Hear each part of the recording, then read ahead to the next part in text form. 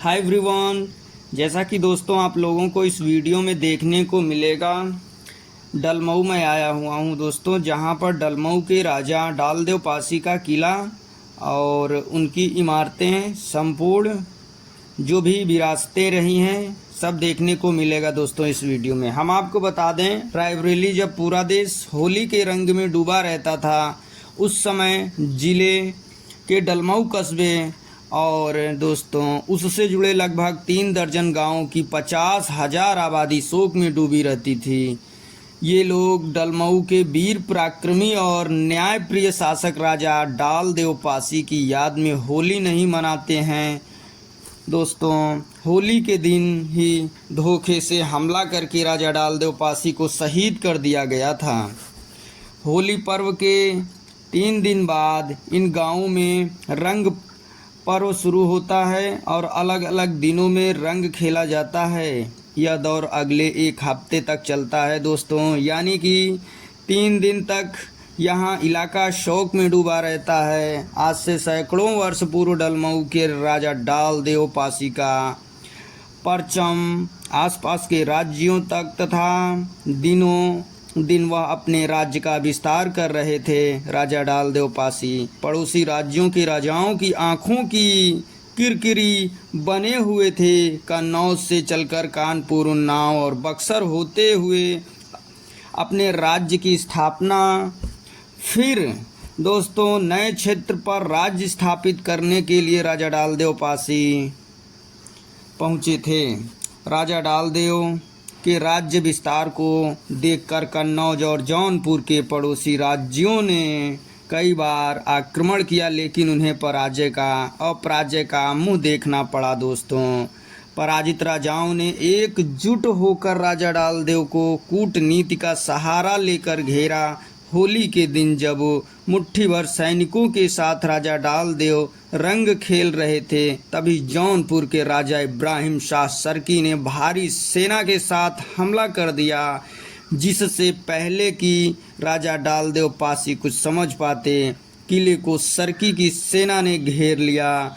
और हम बता दें आपको, इस पर राजा डालदेव ने वीरता के साथ मुट्ठी भर सैनिकों को लेकर आक्रमणकारियों का मुकाबला किया।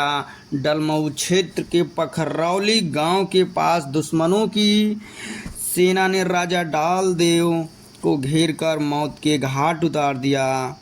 तब से डलमऊ क्षेत्र में होली के दिन रंग नहीं खेलते हैं दोस्तों, और होली के दिन से 3 दिन तक शोक मनाया जाता है। इसके बाद होली का सिलसिला शुरू होता है, जो अगले 1 हफ्ते तक चलता है।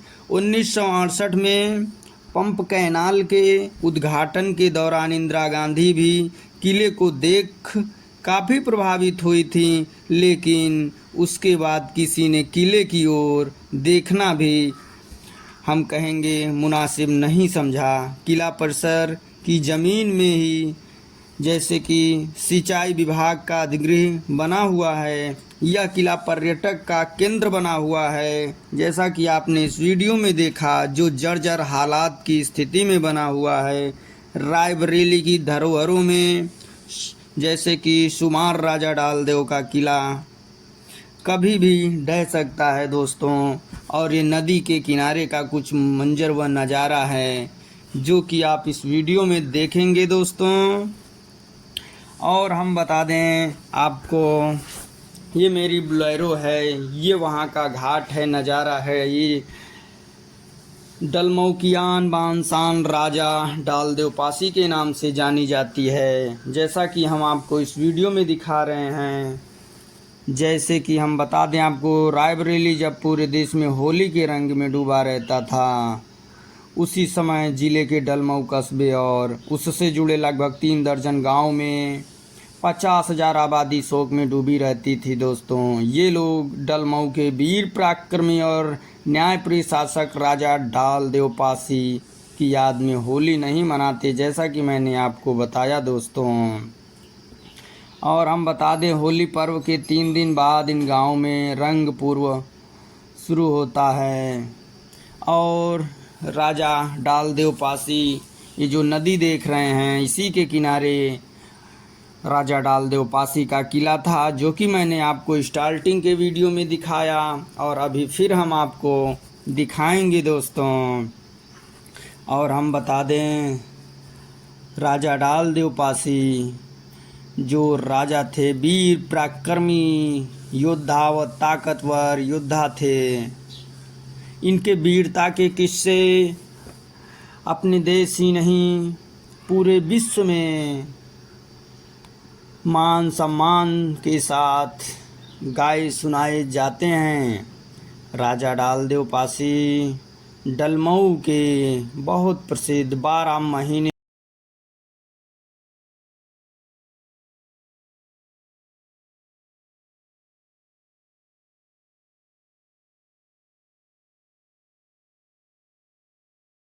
कुछ जो गतिविधियां हैं, कुछ जो और जैसे कि आपको इस वीडियो में देखने को मिलेगा, ये वहाँ का घाट है जहाँ पर हम स्नान करेंगे।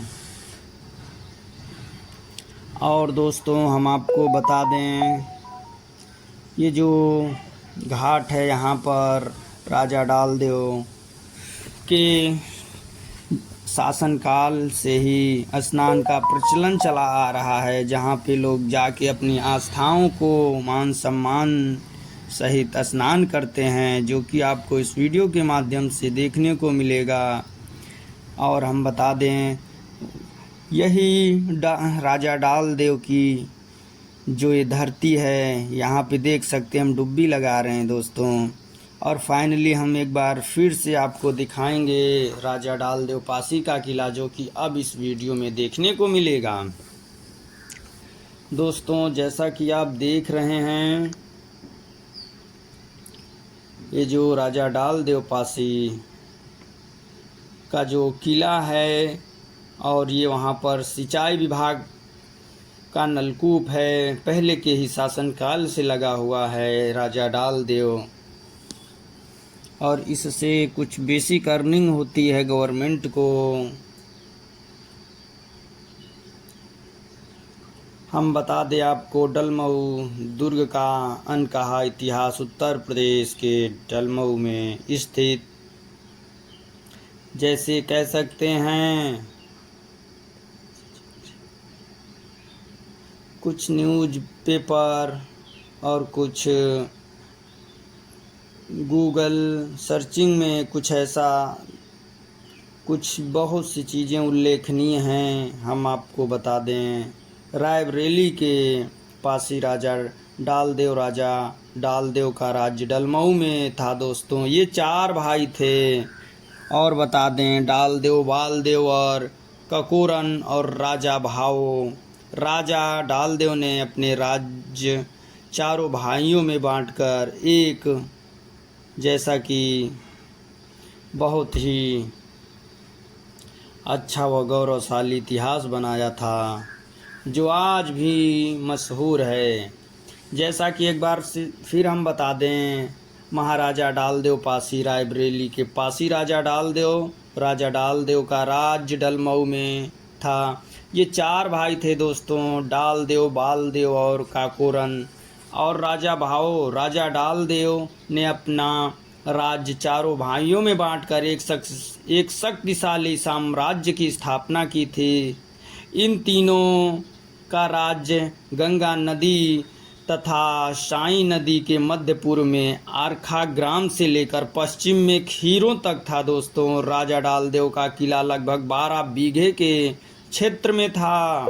इस किले के अंदर सैनिक छावनी थी। किला गंगा किनारे काफ़ी ऊंचाई पर था। किले के चारों ओर 30 मीटर ऊंचाई पर गहरी खाई थी, जिसे गंगा नदी के पवित्र जल से भरा जाता था। यह किला अब टीले के रूप में है। बालदेव का किला साई नदी के किनारे था। राजा बालदेव ने ही रायबरेली नगर की नींव डाली थी दोस्तों, और उसे बसाया था। इस राजा ने भरौली नाम के किले का निर्माण कराया था। कालांतर में भरौली शब्द हम कहेंगे बिगड़कर बरेली हो गया था। राजा काकोरन कह सकते हैं। जगतपुर से 12 किलोमीटर दूर दोस्तों डलमऊ तहसील